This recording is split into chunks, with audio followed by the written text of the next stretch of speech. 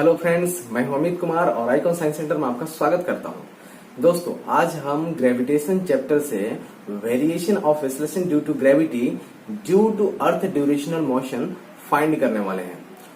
यानी कि जब पृथ्वी रोटेट करती है तो उसकी वजह से एक्सेलरेशन ड्यू टू ग्रेविटी की वैल्यू में जो है ना चेंज आता है, और उस चेंज को जो है हम यहाँ पे एक्सप्रेशन के थ्रू जानने की कोशिश करेंगे। तो दोस्तों, अगर आप हमारे चैनल पर अभी नए हैं तो तुरंत हमारे चैनल को सब्सक्राइब कर लीजिएगा और साथ ही साथ बेल आइकन को भी दबा लीजिएगा ताकि हमारे वीडियो का नोटिफिकेशन सबसे पहले आप तक पहुंच सके। दोस्तों, अगर आपको हमारा वीडियो पसंद आता है तो आप हमारे वीडियो को लाइक जरूर करते रहिएगा और साथ ही साथ कमेंट के माध्यम से हमें अपनी राय और सुझाव भी देते रहिएगा ताकि हम अपने YouTube चैनल को और भी अधिक इफेक्टिव बना सकें। तो दोस्तों, देर ना करते हुए बात करते हैं कि कैसे एक्सेलरेशन ड्यू टू ग्रेविटी की वैल्यू में जो है चेंज आता है जब अर्थ जो है ड्यूरेशन करती है, राइट। तो जैसे दोस्तों आपको पता होगा कि पृथ्वी जो है अपने एक्सिस पर 24 आवर्स क्या करती है, रोटेशन करती रहती है। और ये एक्सिस जो है ना वो पोलर एक्सिस के रेफरेंस में हम बात कर रहे हैं, यानी कि पृथ्वी जो है ना अपने पोलर एक्सिस के रेफरेंस में 24 आवर्स क्या करती है, रोटेट करती रहती है विद एंगुलर वेलोसिटी ओमेगा। अगर आप इस डायग्राम में ध्यान से देखें तो ये जो आपको एक्सिस दिख रही है, यानी कि एक हॉरिजॉन्टल एक्सिस जो दिख रही है, इस एक्सिस को हम इक्वेटर कहते हैं, और ये जो आपको एक वर्टिकल एक्सिस दिख रहा है इसे हम पोल कहते हैं। तो इसी पोलर एक्सिस के रेफरेंस में जो है हमारी अर्थ जो है ना 24 आवर्स एक एंगुलर वेलोसिटी ओमेगा के साथ रोटेट करती रहती है। अगर इस समय पृथ्वी के किसी भी एक पॉइंट पर आप कोई ऑब्जेक्ट ले लें तो वो ऑब्जेक्ट पृथ्वी के अर्थ ड्यूरेशनल मोशन के कारण एक सर्कुलर ऑर्बिट में रोटेट करेगा with the same angular velocity omega. लेकिन याद रखना होगा कि ये पॉइंट जो आप लेंगे वो आपका पोल पर लाइज नहीं करना चाहिए। तो पोल को छोड़कर, यानी एक्सेप्ट पोल, ठीक है ना, आप कहीं पे भी अगर कोई ऑब्जेक्ट लेते हैं तो वो ऑब्जेक्ट जो है ना अर्थ के ड्यूरेशनल मोशन के कारण एक सर्कुलर ऑर्बिट में जो है ना रोटेट करता रहता है। फॉर एग्जाम्पल, हमने एक ऑब्जेक्ट लिया है जिसका मास हमने स्मॉल m एज्यूम किया हुआ है, और ये जो ऑब्जेक्ट है वो पृथ्वी के किसी एक पॉइंट A पर हमने एज्यूम किया है लाइज कर रही है, यानी कि हमने इसे A पॉइंट पर रखा हुआ है। तो ये पॉइंट अगर पोल पर स्थित नहीं है तो डेफिनेटली क्या करेगी, सर्कुलर ऑर्बिट में रोटेट करेगी due to earth diurnal motion. तो पृथ्वी के यहाँ अर्थ ड्यूरेशनल मोशन के कारण ये ऑब्जेक्ट भी क्या करेगी, रोटेट करेगी सर्कुलर ऑर्बिट में विद एंगुलर वेलोसिटी ओमेगा।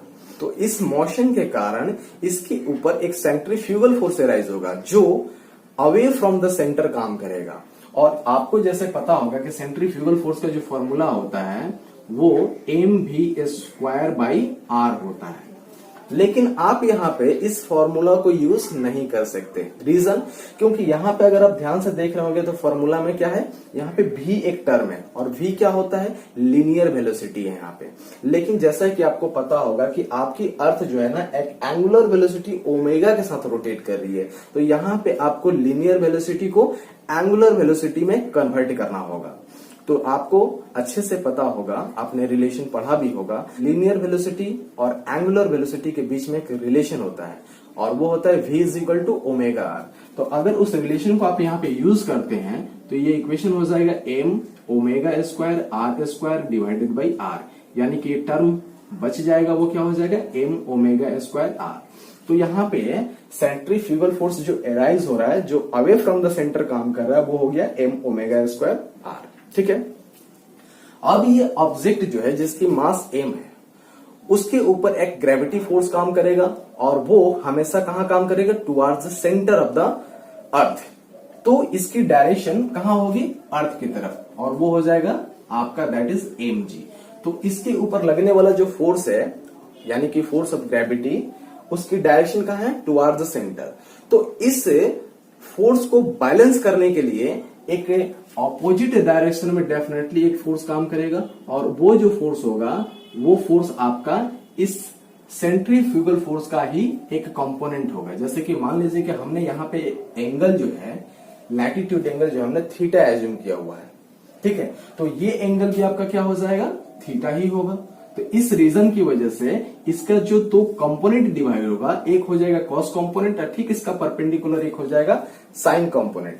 तो ये क्या कंपोनेंट हो जाएगा? Cos component. That means M omega square are cos theta. ठीक है, और यही जो कंपोनेंट है सेंट्रीफ्यूगल फोर्स का कोसाइन कंपोनेंट, यही कंपोनेंट के द्वारा जो है ये फोर्स क्या होगा? बैलेंस होगा। और ध्यान से देखेंगे दोनों फोर्स जो है ना एक दूसरे के ऑपोजिटली डायरेक्टेड है, जिस कारण से इस ऑब्जेक्ट के ऊपर लगने वाला जो फोर्स होगा वो क्या हो जाएगा? डिक्रीज कर जाएगा। यहाँ पे आपको रियल वेट नहीं मिलेगा, एपरेंट वेट मिलेगा, क्योंकि वेट एक्चुअली जो था वो है नहीं, वो डिक्रीज कर जाएगा। यहाँ पे हमने जो ऑब्जेक्ट को इमेजिन किया हुआ है वो ऑब्जेक्ट एक सर्कुलर ऑर्बिट में रोटेट कर रही है due to earth diurnal motion. ठीक है, और उस समय उसका रेडियस जो है ना वो स्मॉल आर है। तो अगर हम चाहें तो इस स्मॉल आर रेडियस को हम आसानी से यहाँ पे फाइंड कर सकते हैं। जैसे कि आपको पता होगा कि ये देख रहे होंगे आप, तो ये एक राइट एंगल ट्रायंगल है, यानी कि आप कह सकते हैं कि यहाँ पे ए ओ डैश ओ एक राइट एंगल ट्रायंगल है।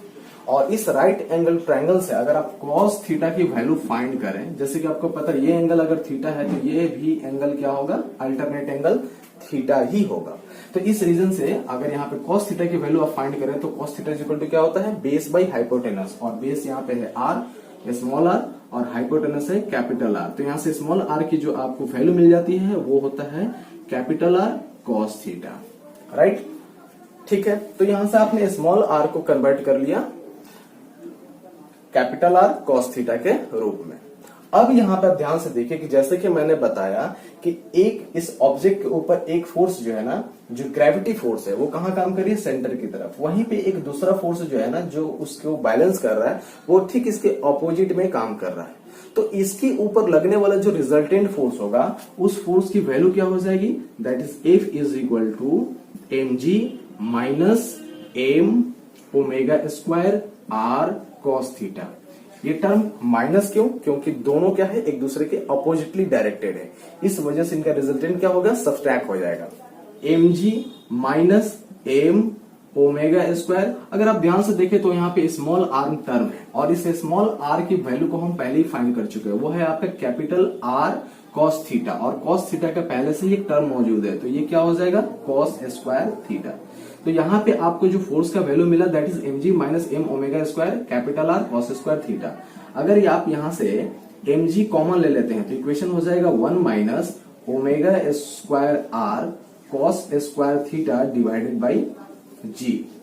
ठीक है, ये आपको रिजल्टेंट फोर्स मिला जो फोर्स इस ऑब्जेक्ट के ऊपर काम कर रहा है। राइट, लेकिन जैसा कि आपको पता होगा कि इस ऑब्जेक्ट पे अगर कोई फोर्स काम करे तो डेफिनेटली इसमें क्या एक्सेलरेशन प्रोड्यूस होगा, और उस एक्सेलरेशन की जो वैल्यू होगी वो ड्यू टू ग्रेविटी की वजह से होगी। तो इसके ऊपर लगने वाला जो एक्सेलरेशन ड्यू टू ग्रेविटी का वैल्यू होगा, हम इमेजिन कर लेते हैं, लेट कर लेते हैं कि वो वैल्यू जी डैश है। तो जी डैश जो है यानी कि acceleration due to gravity at a point A, G dash is equal to क्या हो जाएगा? That is force divided by mass. और फोर्स की वैल्यू आप पहले ही फाइंड कर चुके हैं, इसको मास से डिवाइड कर देंगे तो मास कैंसिल हो जाएगा, तो बच जाएगा जी वन ब्रैकेट के अंदर 1 minus omega square are cos square theta divided by g. तो ये जो आपको एक्सप्रेशन मिला वो क्या है? इस variation of acceleration due to gravity due to earth diurnal motion, यानी कि जब आपकी पृथ्वी रोटेट करती है, रिवॉल्व करती है अपने एक्सिस पर, तो उस समय उसके वेरिएशन उस समय एक्सेलरेशन ड्यू टू ग्रेविटी की वैल्यू में कितना वेरिएशन आता है उसे इस एक्सप्रेशन के थ्रू समझा जा सकता है। ठीक है, लेकिन इसमें भी कुछ कंडीशन अप्लाई है। जैसे कि मान लीजिए कंडीशन की अगर हम बात करें तो एट पोल, तो पोल पे आपको जो है थीटा की जो वैल्यू होती है वो कितनी होती है? 90 डिग्री। जैसे कि आप देख रहे हैं ये आपका क्या है? इक्वेटर है, और इक्वेटर से जैसे जैसे आप शिफ्ट कर रहे हैं तो एंगल क्या हो रहा है? राइज करते जा रहा है, और एकदम पोल पर आकर ये एंगल कितना हो जा रहा है? 90 डिग्री हो जा रहा है।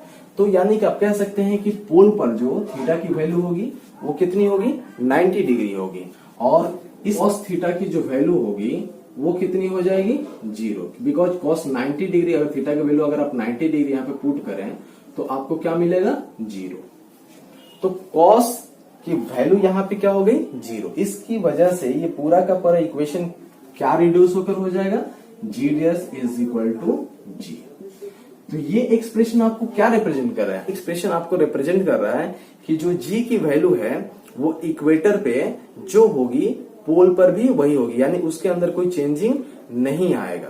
ठीक है ना। तो पोल पर जब भी किसी ऑब्जेक्ट को आप ले जाते हैं तो उसमें एक्सेलरेशन ड्यू टू ग्रेविटी की वैल्यू में क्या होता है, कोई चेंजिंग नहीं आती है। वहीं अगर बात करें एट इक्वेटर पर, तो आपको जैसे पता होगा कि इक्वेटर पे जो थीटा की वैल्यू होती है वो होती है 0 डिग्री।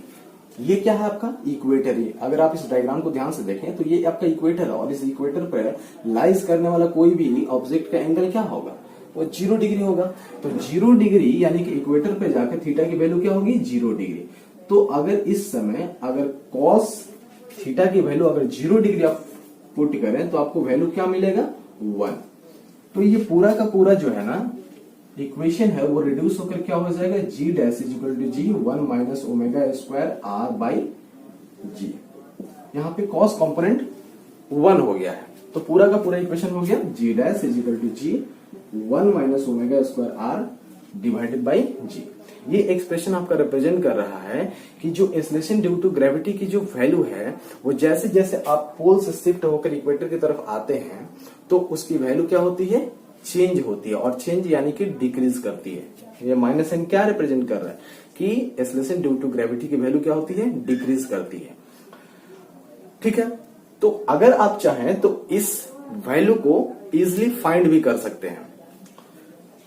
अगर आप ओमेगा आर और जी की वैल्यू को अगर आप पुट कर देते हैं इस इक्वेशन में तो इजिली आपको एक्सेलरेशन ड्यू टू ग्रेविटी का वैल्यू फाइंड हो जाता है इक्वेटर पर। तो इक्वेटर पर अगर आप जी की वैल्यू फाइंड करना चाहें यानी एक्सेलरेशन ड्यू टू ग्रेविटी की वैल्यू फाइंड करना चाहें तो जस्ट इस इक्वेशन में क्या करना है, आपको ये सारे वैल्यूज को पुट कर देना है।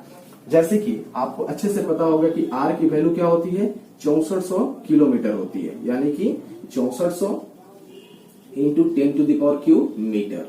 वहीं पे अगर आप जी की बात करें तो वो हो जाता है आपका अर्थ के सरफेस पे मैक्सिमम दैट इज 9.8 मीटर पर सेकेंड स्क्वायर। अगर वहीं आप बात करें ओमेगा की, ओमेगा के वैल्यू जो होता है 2 पाई बाई टी होता है, यानी कि 2 पाई और टी मतलब time period of revolution of earth, यानी कि 24 इंटू 60 इंटू 60 रेडियन पर सेकेंड।